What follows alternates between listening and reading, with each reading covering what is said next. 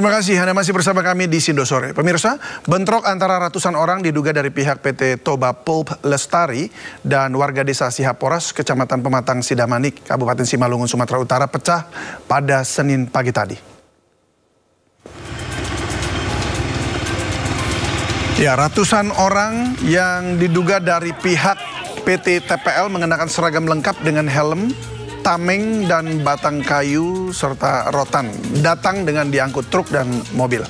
Sesampai di lokasi di Buntu Panaturan Desa Sihaporas, mereka berhadapan dengan warga masyarakat adat yang tergabung dalam Lembaga Adat Keturunan Ompu Mamontang Laut Ambarita atau Lamtoras di posko Buntu Panaturan. Permintaan diskusi warga masyarakat adat tidak digubris massa yang diduga dari PT TPL. Bentrokan pun tak bisa dihindarkan. Dari laporan pengurus Lamtoras, sedikitnya ada 5 orang terluka akibat bentrokan, termasuk emak-emak. Belum ada keterangan resmi dari pihak kepolisian atas bentrokan itu.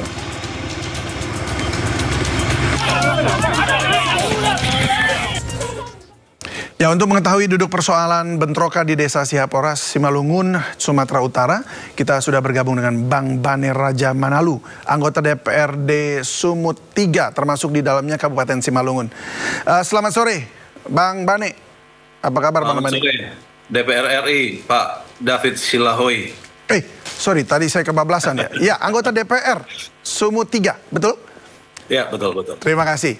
Ya, sebelumnya kami sudah menghubungi Kapolres Simalungun, AKBP Marganda Aritonang, namun belum bisa memberikan keterangan karena masih dalam proses pemeriksaan katanya. Jadi Bang Bane, ini apa latar belakang dari persoalan ini? Sampai ada sepertinya kiriman orang begitu ya, untuk bentrok dengan warga.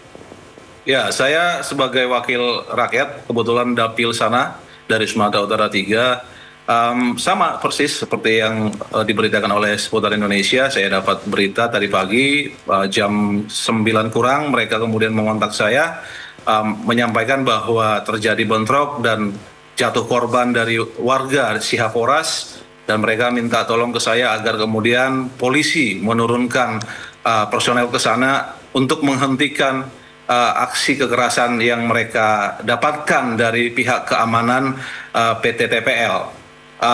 Saya kemudian berkontak dengan Kapolres Simalungun, lalu saya kontak beliau. Ada paling tidak 2 kesepakatan kami. Yang pertama, negara harus hadir di sana lewat polisi untuk menertibkan, menegakkan hukum dan menghentikan aksi kekerasan yang terjadi di sana. Saya tidak berani mengatakan aksi kekerasan semata-mata dari pihak TPL atau dari masyarakat, tapi yang pasti dari yang saya dapatkan, masyarakat melaporkan ke saya bahwa mereka sedang ada di ladang dan sedang bekerja, lalu kemudian ada segerombolan orang-orang yang mengatasnamakan TPL, Toba Pulp Lestari.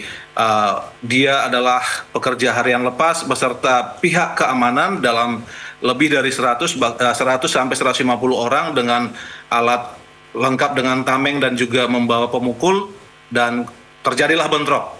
Dan itu saya sampaikan kepada Kapolres untuk datang ke lokasi, menertibkan pelaku-pelaku kekerasan, sekaligus saya minta agar lahan-lahan yang masih dalam proses sengketa, yang disengketakan, yang dipersoalkan, tidak ada pekerjaan di sana untuk menghindari bentrok antara 2 pihak. Dan ini sebenarnya sudah kasus yang lama sekali antara perusahaan penerima konsesi dengan masyarakat yang ada di sekitar lahan atau yang ada bahkan di dalam lahan. Nah, memang yang menjadi persoalan kenapa sulit diselesaikan konflik ini? Konflik lahan ini sudah menjadi persoalan yang sangat klasik di Republik ini. Misalnya nih, kalau misalnya dalam konteks di Sumatera Utara, PT TPL, mereka dapat konsesi, lalu kemudian seluas sekian ratus ribu hektar katakan. Nah, tapi kan negara tidak pernah secara definitif mengatakan ini wilayah yang kalian kerjakan, konsesi yang kalian dapatkan. Misalnya di utara berbatasan dengan ini, di timur berbatasan dengan ini, di selatan berbatasan dengan ini, di barat berbatasan dengan ini kan tidak pernah clear. Akhirnya yang ada terjadi pihak pengelola, pihak swasta yang mendapat konsesi langsung bertemu di lapangan dengan masyarakat Masyarakat mengatakan ini adalah wilayah kami yang kami kerjakan. Tanah adat begitu ya? Dari turun-temurun. Misalnya dalam kasus Sihaporas, mereka sudah mengklaim tinggal di sana turun-temurun bahkan dari tahun 1800, bahkan sebelum Republik ini ada. Nah, jika kepemilikan seperti ini sudah dikatakan ini adalah milik dari nenek moyang mereka sudah ratusan tahun, lalu kemudian datang pihak swasta mengatakan ini adalah lahan yang kami peroleh sebagai konsesi dari negara, ketemu di lapangan, semua akan mengatakan klaim masing-masing, ya ujungnya bentrok. Ini ada persoalan. Ini yang sebenarnya harus clear dari negara mengatakan wilayah yang mana yang menjadi konsesi agar kemudian jangan diserahkan pada pihak di akar rumput. Ketika ini diserahkan pada akar rumput, pengelolanya dengan masyarakatnya pasti akan bentrok. Baik, langsung saja Bang Bane, siapa pemerintah yang harusnya bertanggung jawab untuk ini? Sebab ini sudah lama dan tidak selesai-selesai. Harus ada orang yang bertanggung jawab di situ. Yang pasti ini karena disebut sebagai hutan, berarti Kementerian Hutan dan Lingkungan Hidup pasti punya peran di sini. Harusnya sudah berperan di sini ya. Yes, dan itu sebagaimana yang kita tahu, mungkin Sindo News juga mendapatkan kesimpulan rapat yang antara Komisi 5 dengan Kementerian Desa, Kementerian Transmigrasi mengatakan semua yang namanya desa yang ada di hutan negara itu harus diakui sebagai desa, agar menghindari yang seperti ini disebut di hutan negara, tapi mereka secara administratif sudah tinggal di sana beratus tahun, tiba-tiba itu disebut sebagai hutan negara yang lagi-lagi nanti wilayah ini diberi konsesi kepada pihak swasta. Dia tidak akan pernah bisa menyelesaikan persoalan dan pasti akan menimbulkan persoalan, maksud saya. Baik, jadi kalau boleh disimpulkan ini negara bertanggung jawab juga untuk, karena sudah terima duit juga dari yang konsesi ini, lalu kemudian bagi masyarakat, pemerintah harus berdiri di situ juga ya, membela dan melindungi mereka. Ya kalau aspek ekonomi alasannya saya akui pasti akan ada manfaat secara ekonomi. Ada berapa ribu misalnya yang bekerja di sana, ada berapa rumah tangga yang menggantungkan hidup, ada pemasukan negara berapa dari perusahaan ini, tapi mungkin saja kalau ini di-challenge, dihitung-hitung, jangan-jangan penerimaan negara atau manfaat buat masyarakat dengan kerusakan yang dialami nggak sebanding gitu. Apakah lebih baik mempertahankan perusahaan ini dengan catatan tetap akan bentrok dengan rakyat, atau sekaligus dihentikan untuk kemudian dievaluasi semua, bagaimana dihitung berapa diterima negara, berapa kerugian yang diakibatkan dari operasional perusahaan. Itu saya kira lebih fair. Betul. Setuju dan sepakat juga dengan Bang Bane untuk itu supaya masyarakat juga mendapatkan keadilan. Terima kasih Bang Bane Raja Manalu sudah berbagi bersama kami di Sindo Sore. Salam sehat selalu Bang. Pemirsa, sidang terkait ijazah SMA Wakil Presiden Gibran Rakabuming Raka dilanjutkan ke tahap mediasi. Hal tersebut disampaikan Ketua Majelis Hakim di PN Jakarta Pusat.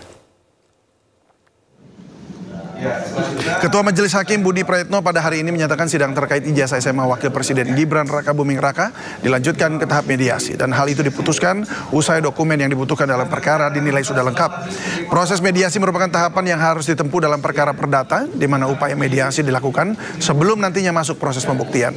Dalam proses mediasi ditunjuk Sunoto sebagai hakim mediator. Mediasi pertama dilakukan pada Senin 29 September 2025 mendatang.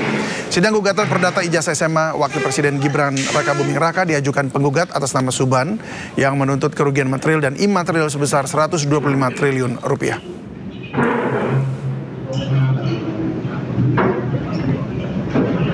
Pemirsa, Bupati Pati kembali diperiksa KPK terkait kasus dugaan korupsi rel kereta api.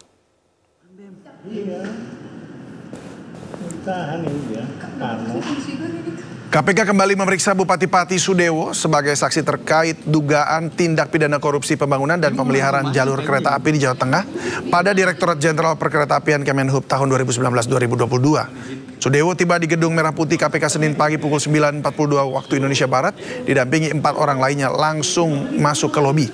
Pihak KPK belum merinci apa materi yang akan ditanyakan penyidik terkait perkara tersebut. Sebelumnya Sudewo diperiksa pada Rabu 27 Agustus lalu dan mengaku telah menjawab pertanyaan soal dugaan fee yang diterimanya dalam kasus ini sebagai atau ketika menjabat anggota DPR. Awalnya terdapat 10 tersangka dan kini berkembang menjadi 19 tersangka dan 1 korporasi. Termasuk yang terbaru, ASN di Kemenhub berinisial RS yang merupakan Ketua Pokja Proyek Pembangunan Jalur Ganda KA Solo Balapan, Kandi Piro.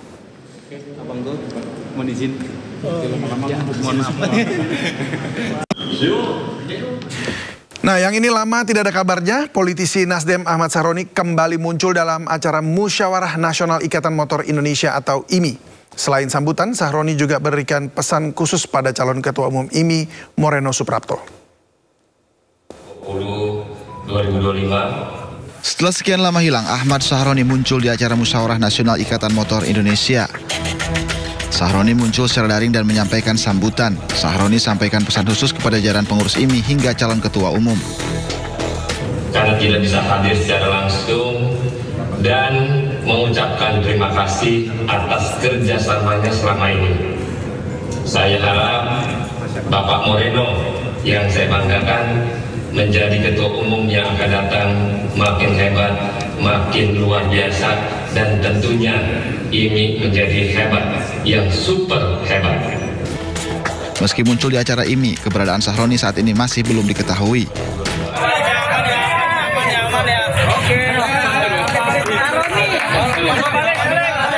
Sebelumnya Sahroni menghilang setelah rumahnya di kawasan Tanjung Priok dijarah massa. Tim Liputan iNews melaporkan.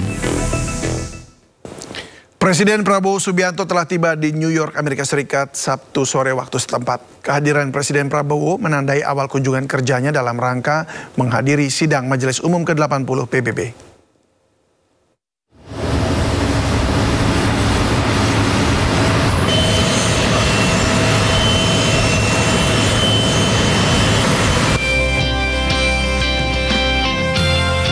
Presiden Republik Indonesia Prabowo Subianto tiba di Bandara Internasional John F. Kennedy, New York, Amerika Serikat pada Sabtu 20 September pukul 16.50 waktu setempat. Kehadiran Presiden Prabowo di New York menandai awal kunjungan kerjanya dalam rangka menghadiri sidang Majelis Umum ke-80 Perserikatan Bangsa-Bangsa atau PBB.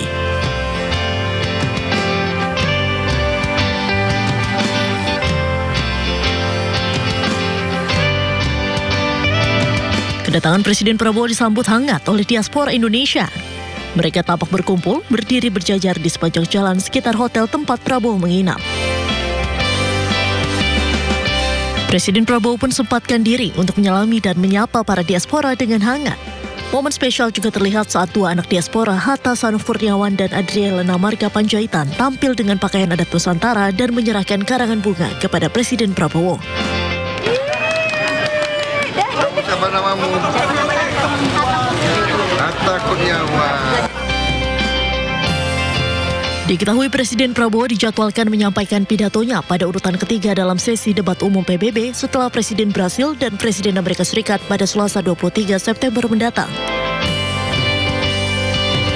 Sidang Majelis Umum PBB tahun ini menjadi momentum penting bagi Indonesia sekaligus untuk menegaskan peran Indonesia sebagai pemimpin Global South yang konsisten menyuarakan agenda reformasi tata kelola dunia.